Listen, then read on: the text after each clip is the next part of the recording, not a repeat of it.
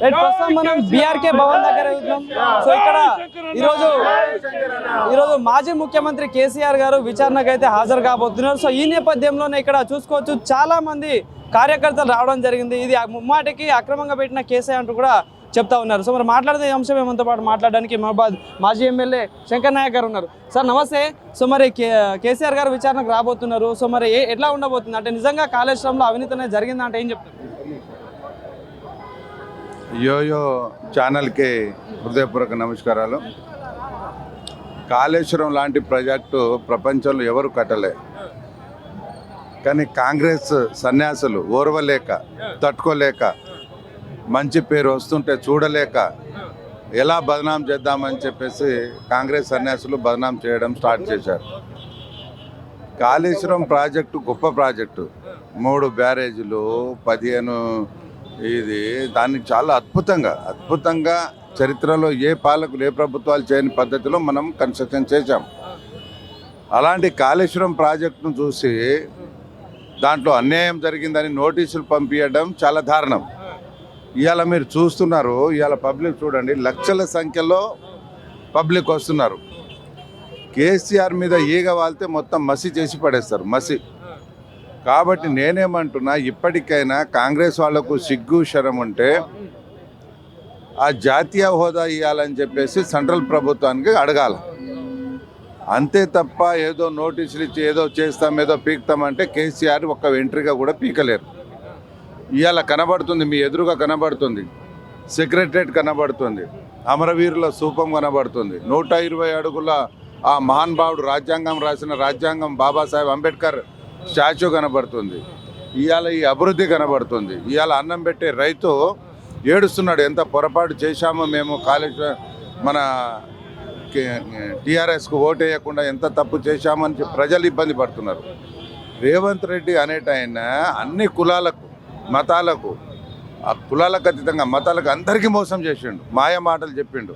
మాయ మాటలతోటి గద్దెక్కి కూర్చున్న తర్వాత ఇవాళ అందరికీ తెడ్డు చూపెడుతున్నాడు.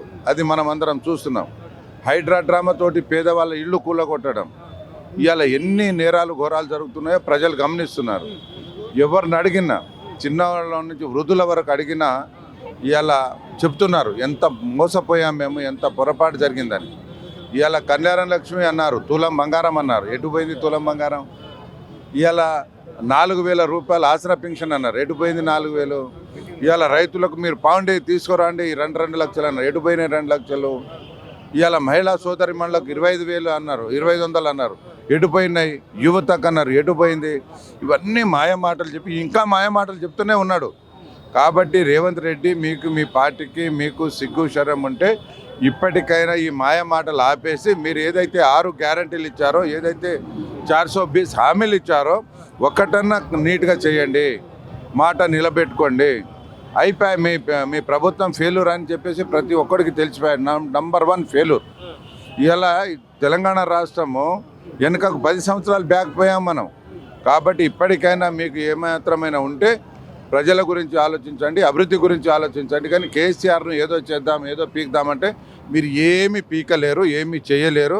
మీకు చూపెట్టాం ఇప్పటికే లఘుచర్ల కాడ ఎస్టీలను మీరు బంజారాలను ఏం చేశారో మేము చూపెట్టాం. సెంట్రల్ యూనివర్సిటీ కాడ భూమి గుంజుకుందామని లాక్కుందామని ప్రయత్నం చేశాం, అక్కడ మేము ఏందో చూపించాము.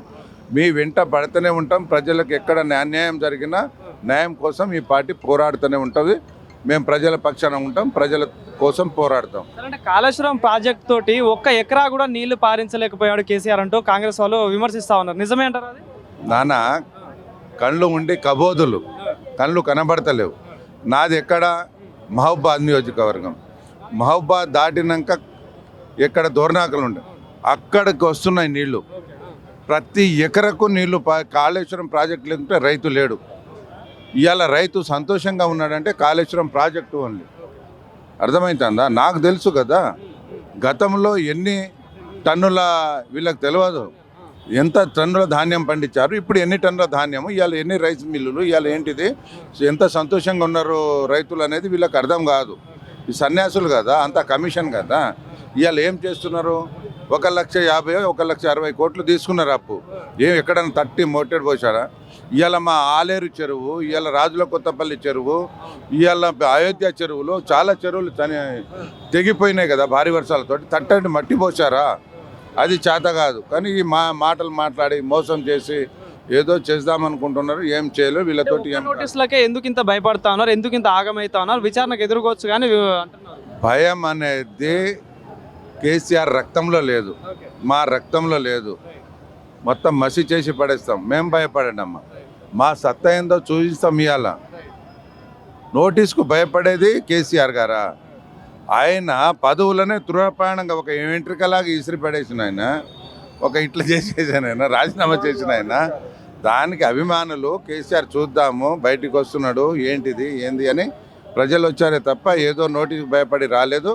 అది ఏం కాదు, వీళ్ళు ఏం పీకలేరు. ఓకేనా? Thank you so much.